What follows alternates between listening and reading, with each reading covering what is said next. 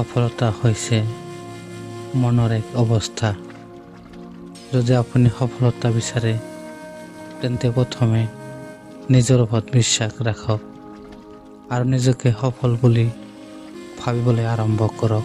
জীৱনত এটা স্পষ্ট লক্ষ্য নিৰ্ধাৰণ কৰক, যিটোৱে আপোনাক প্ৰতিদিনে আগবাঢ়িবলৈ প্ৰেৰণা দিব। প্ৰত্যাহ্বান, ব্যৰ্থতা আৰু সমালোচনাক ভয় নকৰিব। এইবোৰেই সফলতাৰ পথৰ শিক্ষা।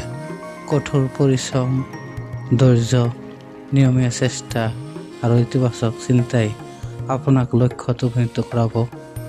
মনত ৰাখিব, সফলতা এদিনতে নাহে। সৰু সৰু পদক্ষেপেৰে ডাঙৰ সপোন পূৰণ হয়। কেতিয়াও হাৰ নামানিব।